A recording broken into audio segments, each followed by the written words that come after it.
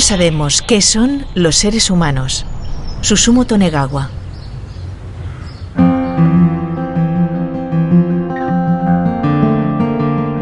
Miren por dónde hemos tenido que venir a Leipzig, aquí en el norte de Alemania, para poder contestar una pregunta que nos hemos hecho desde pequeñitos y que ya sé que mucha gente no se hace porque la da por consabida y sabida. Pero nosotros seguimos sin saberlo. Y es, ¿somos de verdad los humanos, mujeres y hombres, los únicos seres inteligentes de este planeta? ¿Qué pasa con los simios, con nuestros primos hermanos que iniciaron la vida en la historia de la evolución hace unos 60 millones de años? ¿Son inteligentes? ¿Pueden hacer las cosas que nosotros hacemos o no lo son? Bueno, después de este programa de redes lo sabremos casi perfectamente.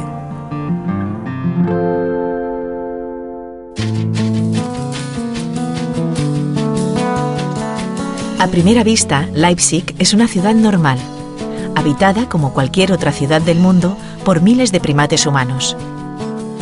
Sin embargo, si se busca un poco más, descubrirán que se trata de la única ciudad del planeta donde poder observar juntas las 4 especies de grandes simios que existen hoy en día: orangutanes, gorilas, chimpancés y bonobos. Hace ya tiempo que Redes tenía pendiente la visita al zoológico de Leipzig, donde llevan a cabo sus investigaciones los científicos del Centro de Primates del Instituto Max Planck de Antropología Evolutiva. Este centro está dirigido por el primatólogo Josep Cay, que estudia el comportamiento y la inteligencia de estas 4 especies de grandes primates, nuestros parientes dentro de la familia de los homínidos. En Leipzig nos acompañó el gélido invierno, la nieve y el hielo, lo que no impidió que Eduardo Punset y Josep Cay pasearan por el recinto del zoológico mientras repasaban las diferencias y similitudes entre humanos, los últimos primates aparecidos en el planeta y los grandes simios. Redes va a dedicar 2 episodios a ver qué nos enseñan los simios sobre nuestro propio comportamiento y sobre la importancia del entorno que nos toca vivir a la hora de definir nuestras habilidades, nuestra creatividad y nuestra sociabilidad.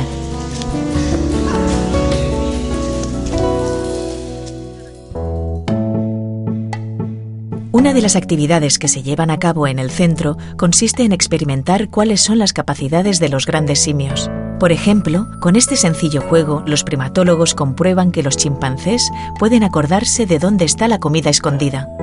Además de implicar a la memoria, saben hacia dónde se mueve aquello que no pueden ver a simple vista.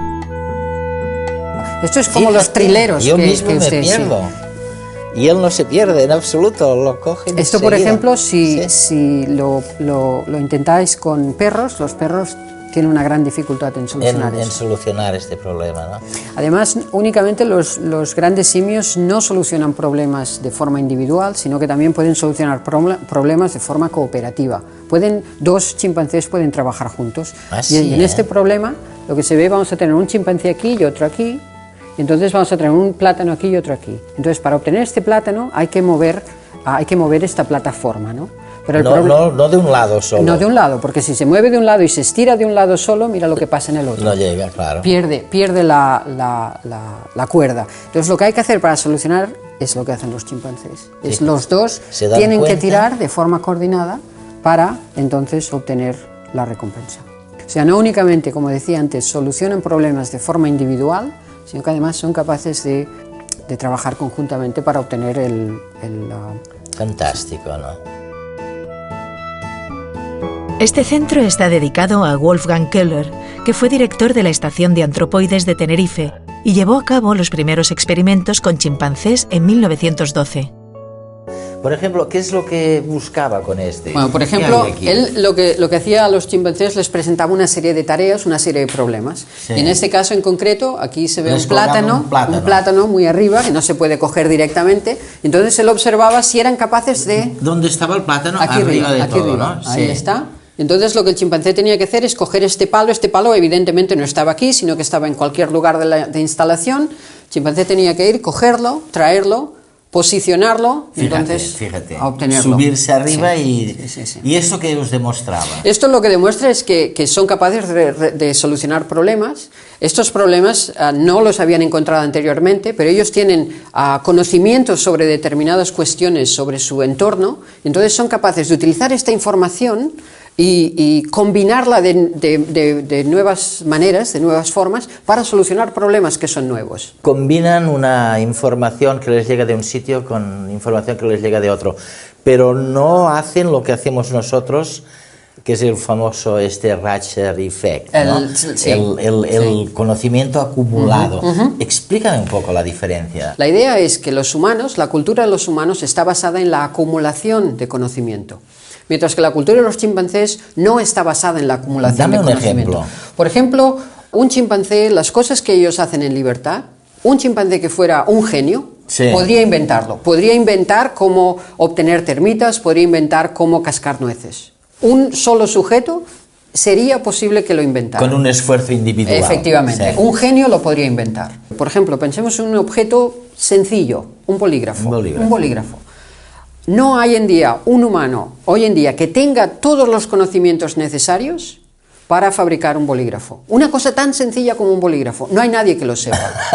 Entonces, se necesita esta acumulación de conocimiento para ser capaz de realizar este tipo de instrumentos. Y eso es una gran diferencia que existe hoy en día. Cuando un niño nace en una cultura determinada, automáticamente, de forma gratuita, se le da una serie de conocimientos. Sí. Y entonces, a partir de estos conocimientos, se va a desarrollar de una manera que le va a permitir pensar de unas maneras determinadas. Y luego eso le permite... Desarrollar un tipo de pensamiento, efectivamente, un tipo de pensamiento que sin este conocimiento que se le ha dado, que se ha acumulado mediante generaciones, no sería posible. Por eso es tan importante, seguramente, Josep, el cuidar a los niños, ¿no? Tenerlos en una especie de régimen internado durante 8 años, todo pagado, para que aprendan a imaginar y a pensar.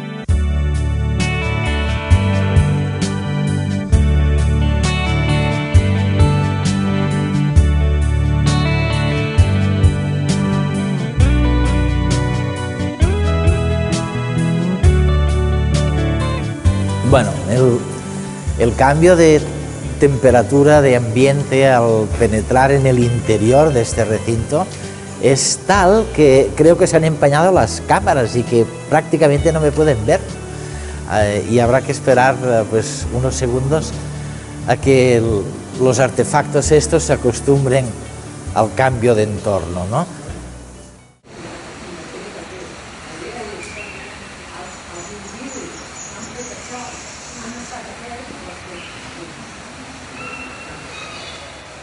Y estos son los gorilas. El grupo de gorilas siempre va a todas partes junto, nunca se disgrega, siempre van juntos. Porque el tipo de comida que ellos obtienen, que necesitan, es muy abundante. Es abundante. Sí. En cambio, los orangutanes, que tienen un tamaño no tan grande como un macho adulto de gorila, pero también un tamaño relativamente grande, como que necesitan comer fruta, que es mucho menos abundante. Entonces no pueden ir todos juntos, porque no encontrarían fruta suficiente para un grupo de, digamos, 10. Mientras que los gorilas, como que el tipo de comida que utilizan es mucho más abundante y de calidad más baja, entonces pueden ir juntos. En libertad, los orangutanes no viven en comunidad. Sin embargo, los primatólogos han descubierto que, en condiciones de cautividad, donde reciben toda la comida que necesitan y no deben competir por los recursos, su comportamiento cambia. Son capaces de vivir en grupo y no presentan problemas de convivencia. Estos individuos funcionan en un grupo social, incluso tienen más conductas sociales que un grupo de gorilas. Por ejemplo, el macho dominante que vemos allí al fondo, este macho, por ejemplo, juega con las crías. Ah, sí, ¿eh? Tranquilamente. Y es una cosa que bueno, uno tal vez no se esperaría de una especie como esta, ¿no? Cuando miramos al comportamiento de una especie, lo estamos mirando dentro de un marco ecológico concreto. Determinado. Cuando este marco se cambia, la especie se adapta. Oye, otra cosa que me sorprende, vamos, que no me lo acabo de creer, veo allí al macho y debajo tiene un papel. Sí. Hace muy poco, se estaba poniendo ese papel como un sombrero. Sí. Y es la primera vez que veo a unos primates fabricándose sombreros, ¿no? No, eso es cierto. Los orangutanes, por ejemplo, tienen una gran tendencia a ponerse cosas en la cabeza. En libertad también se observa. Rompen trozos de rama y se los ponen en la cabeza, por ejemplo, cuando llueve. Esto quiere decir que a veces tenemos que mirar a la familia de los grandes simios como una rama, como el árbol de Darwin, no como una cosa que es lineal. Hay características en los orangutanes que son más alejados filogenéticamente de nosotros, que son mucho más cercanas a nosotros que con los chimpancés o los gorilas. Es tremendo, ¿eh? La diferencia que hay entre el macho y la hembra de tamaño, ¿no? Es el dimorfismo sexual que existe. Dimorfismo. Sí. Es porque los machos compiten entre ellos para obtener hembras. Y hay que ser fuerte, hay que tener vocalizaciones intimidatorias, etcétera, etcétera. Vamos, es que lo que me fascina es ver que en grupos son más pacíficos que los chimpancés. Sí. A nivel de peleas, por ejemplo, hay muchas menos peleas en un grupo de orangutanes que en un grupo de chimpancés. Está pidiendo que le hagas eso.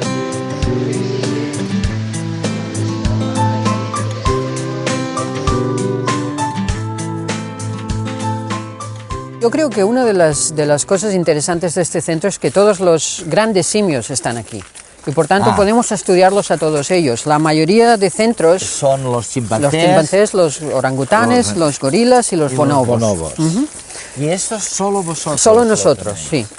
Y entonces, para intentar realizar inferencias sobre la evolución de la cognición dentro de la familia de los grandes simios, esto es muy importante. Cuando a mí, mis amigos biólogos, por ejemplo, muchos de ellos, bueno, en España, en Estados Unidos, cuando me intentan explicar por qué es necesario ir a otros planetas, me dicen, Eduardo, es que la única experiencia de vida que tenemos es la nuestra.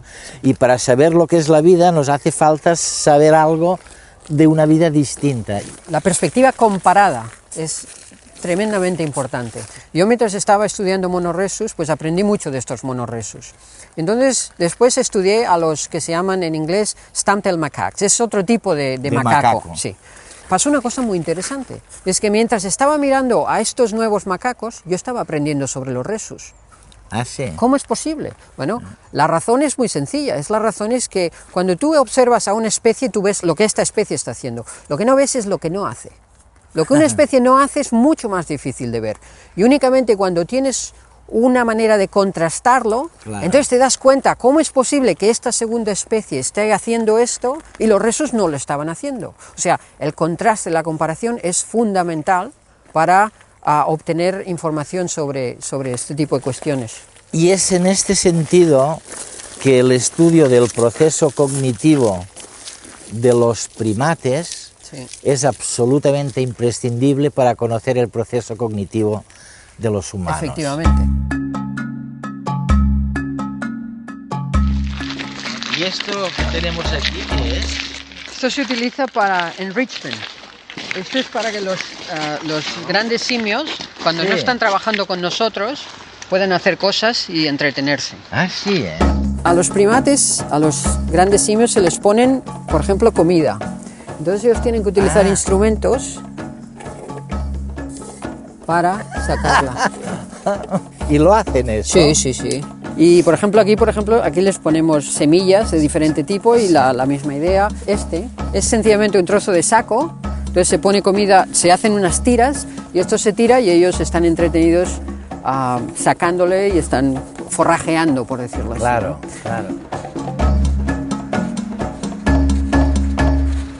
Cuando decimos que una de las cosas que nos diferencia a los humanos de los simios es que nosotros sabemos hacer herramientas y ellos no, estas herramientas las hacen los humanos. Sí. Ellos no saben hacer herramientas. Sí que saben. Ellos pueden hacer herramientas. ¿Cuáles? Por ejemplo, ellos pueden coger una rama de un árbol y si necesitan un palo corto como este, entonces ellos la modifican y preparan una rama que les permite obtener la recompensa. O sea, sí que son capaces de modificar ramas. O por ejemplo, si quieren extraer líquido de una cavidad, de una oquedad, entonces lo que pueden coger hojas, las mastican, hacen como una esponja. Entonces con esa esponja pueden absorber el líquido. Las piedras las utilizan para cascar nueces, por ejemplo, claro.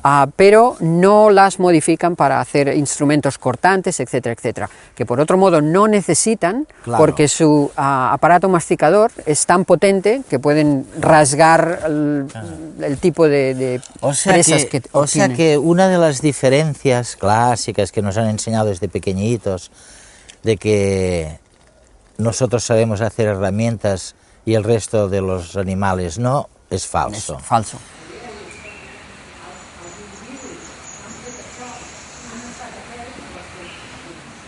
Oye, también de pequeñito, a la hora, porque de pequeñito me han llenado la cabeza contándome la cantidad de cosas que me separaban, supuestamente, nunca me lo creí del todo, del resto de los animales, ¿no? Pero me han dicho, ahora Eduardo, sí que te vamos a decir una que esta ya, vamos, es innegable y no me la puedes... Conciencia, la conciencia, o sea, tú tienes conciencia gracias a una cosa muy complicada que pasa aquí dentro en el cerebro, puedes tener conciencia de lo que eres, de lo que has sido, de lo que ha sido tu familia, tu nación, no sé qué. Y el resto de los animales es imposible que tengan conciencia. Es una pregunta, ¿Falso? Es una pregunta fascinante, pero a esta pregunta lo que tengo que decir es que no tenemos hoy en día instrumentos para preguntar esto. No, Me encantaría saber si un chimpancé recuerda su infancia. Me encantaría saber si un chimpancé se acuerda de aquella vez que se encontraron con el leopardo. Me encantaría saber si el chimpancé recuerda quién estaba allí con él, qué hicieron, dónde fueron. Todo eso son preguntas fascinantes, pero hoy en día todavía no tenemos instrumentos que nos permitan preguntar esto. ¿Por qué? Porque no tenemos el lenguaje, no les podemos preguntar estas cosas. Si a los humanos no tuviéramos la capacidad de hablar sobre la conciencia y de nosotros dos hablar sobre esto, tener una conversación, no tendríamos elementos para saber si existe la conciencia o no. Hay otra diferencia que también se nos dice desde pequeñitos. Nosotros somos capaces de hablar, sí. Algunos hasta creen que nacemos con una especie de gramática universal, y otros, el resto de los animales dicen, ellos no pueden hablar. Sin embargo, pueden comprender instrucciones. A uno de los que ha estado con humanos se le pide, pon la pelota dentro del frigorífico, sin ningún problema. Cogen la pelota y la ponen dentro del frigorífico. Un primate, un bonobo. Pero es que la cuestión es incluso más interesante, porque los perros esto también lo hacen. Si se ponen 9 objetos que el perro conoce y uno que no conoce, y ahora al perro se le pide, tráeme, y se le da el nuevo nombre de este objeto que el perro nunca ha oído, el perro va a la habitación, mira y coge el objeto nuevo.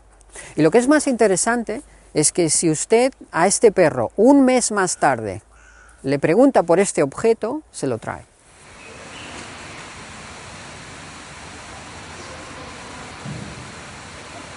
¿Tú crees que al final de tu vida llegarás a la conclusión de que no solo los hay que son inteligentes, sino que piensan? ¿O lo ves imposible? De pensar, sí. Yo creo que pensar, esto ya se ha demostrado, que son capaces de pensar en el sentido de que pueden invocar, por ejemplo, objetos que no están presentes. Tienen una representación mental del objeto, tienen una vida interior. Además, pueden utilizar esta información para realizar inferencias. Son capaces de solucionar problemas utilizando esta información. Son capaces, por ejemplo, hemos hecho un estudio últimamente que demuestra que son capaces de distinguir las apariencias de la realidad. Sí, O sea, esto es muy interesante porque aquí tenemos a un sujeto que es capaz de distinguir entre lo que realmente existe, lo que realmente es y lo que actualmente está viendo. Son dos tipos de representaciones y es capaz de contrastarlas y decidir que las apariencias engañan. Si un experimentador coloca 2 trozos de comida al alcance de un chimpancé, este tiene la opción de robarlos. Invariablemente elige tomar aquel que está separado del cuidador por una pantalla, es decir, aquel que el cuidador no puede ver. Su intención es engañar al humano. Esto nos enseña que es capaz de tomar la perspectiva del otro, de saber lo que el cuidador ve y lo que no ve. Pero a mí me habían dicho que los primates no sabían hacer pantomimas. O sea, que no sabían distinguir muy bien entre apariencias y realidad. Hay que distinguir entre engaño a nivel funcional, si el individuo que observa algo es engañado o no, y entonces distinguir cuál es el mecanismo detrás. Y esto es lo que a nosotros realmente nos interesa.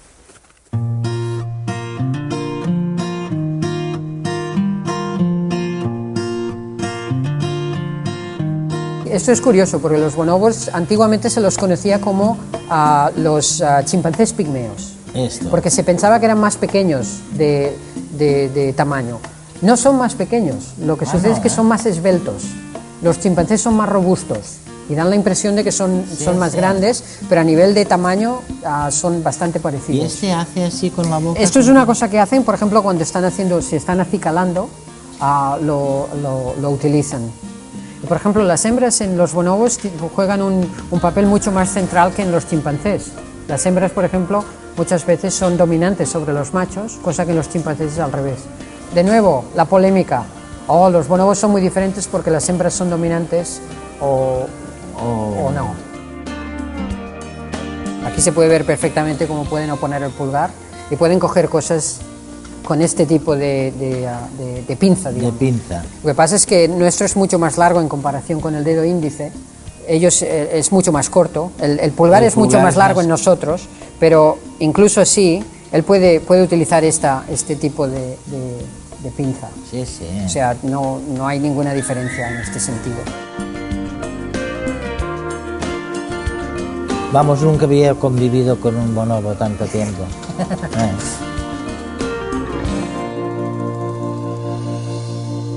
Josep, me dicen que los bonobos, por ejemplo, practican el sexo para dar las gracias, para decir thank you very much. O sea, y eso es muy dadivoso, quiere decir, es muy generoso con su sexo, cosa que no tienen los chimpancés. ¿Por qué hay esta diferencia? Son dos especies muy cercanas, los chimpancés y los bonobos, y lo que creo que es muy interesante es que tienen muchas similitudes, pero también interesantes contrastes. Sí. Y, por ejemplo, a nivel de conducta sexual, los bonobos utilizan más la conducta sexual con medios sociales que los chimpancés. Como medio social. Y entonces, por ejemplo, los chimpancés hacen otras cosas. Por ejemplo, a veces se habla de que los bonobos son los que son muy pacíficos y los chimpancés no lo son. Esto yo creo que hay que ir con cuidado, porque ambos son pacíficos y ambos son agresivos. Lo que pasa es que el tipo de agresividad es diferente. Por ejemplo, los chimpancés tal vez tendemos a pensar que son muy agresivos porque los machos hacen estos despliegues y entonces intimidan a todo el grupo. Los bonobos machos esto no lo hacen. O sea, los bonobos machos hacen sus displays, pero prácticamente nadie les hace ni caso. Y esto tiene que ver con la cuestión de que la jerarquía dentro de los chimpancés está centrada en los machos. Los machos son los realmente dominantes. Los bonobos son las hembras. Digámoslo así, la agresividad en los bonobos es mucho más sutil. La agresividad en los chimpancés es mucho más abierta, que todo el mundo vea, efectivamente. Sí.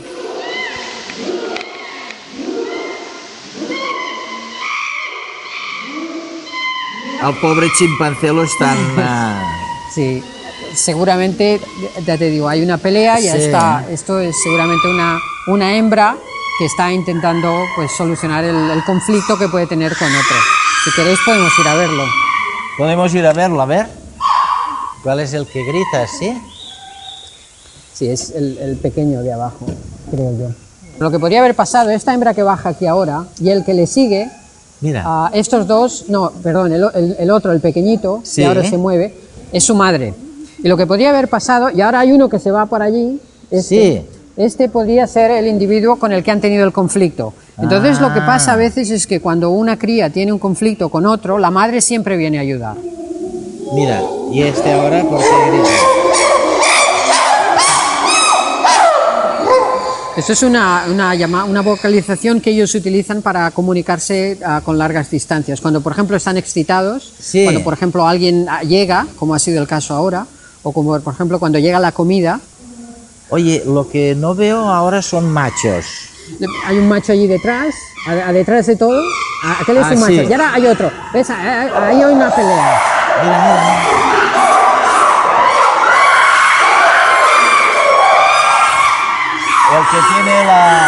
El que tiene los pelos de punta es un macho. Y ahora viene otro.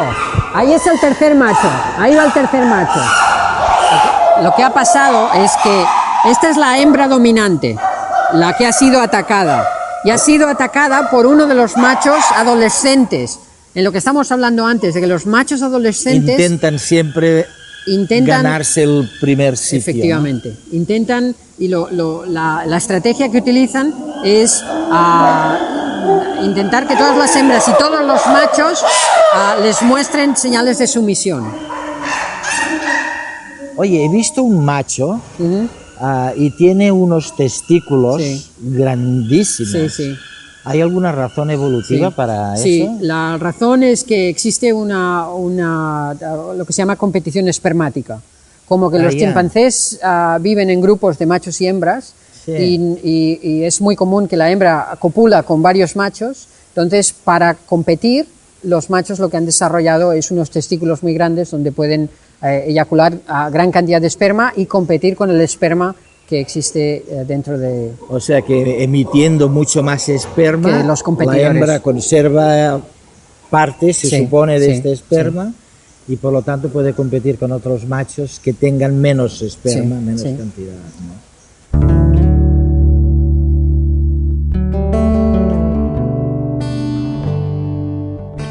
El tema capital sigue siendo el de las diferencias y las similitudes, ¿no? Siempre volvemos sobre lo mismo, pero es que es una fuente eterna de... Sí, es un poco, creo, desafortunado que muchas veces cuando se compara a los humanos con los chimpancés o con los otros grandes simios, se tiende a fijarse en las diferencias o en las similitudes. Y esto lo que produce es que es una visión sesgada. Y entonces encontrar el equilibrio justo entre las diferencias y las similitudes es lo que estamos intentando. Y desde este punto de vista, ¿cuál es la percepción ahora de los homínidos y de sus antepasados? Esto yo creo que se tiene que mirar desde un punto de vista histórico. Cuando hay investigadores que dicen somos tan similares, hay que entender que hace 50 años la percepción era que éramos completamente diferentes. Distintos. Y por tanto, lo que existe a veces, me parece a mí, es un efecto péndulo, un efecto de que para contrarrestar todas estas enseñanzas de muchos años, es decir, somos tan diferentes, somos únicos, etcétera, etcétera, entonces nos hemos ido al otro lado, ¿no? Y por eso lo que te decía es que creemos que lo que es importante es intentar buscar el término medio, dejar de ir a un lado o al otro, sino que intentar buscar. Y evidentemente la polémica siempre existirá, siempre nos estaremos discutiendo cuáles son realmente, si esto realmente es una similitud, si esto es realmente una diferencia, si realmente esta diferencia es de grado, es una diferencia de tipo, o es una diferencia cuantitativa o cualitativa.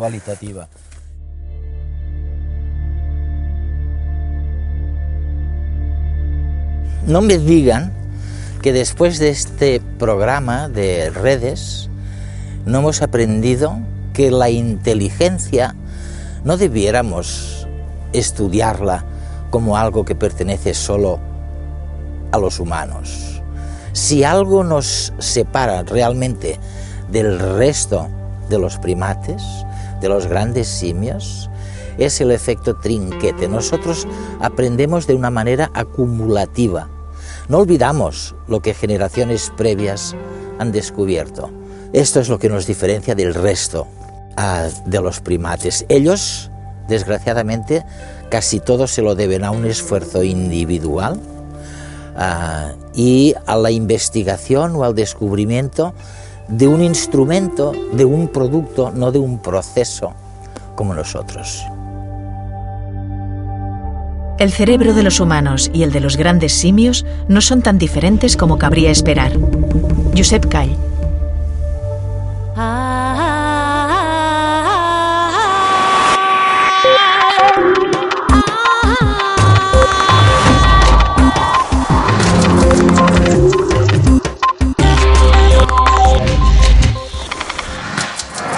Chao.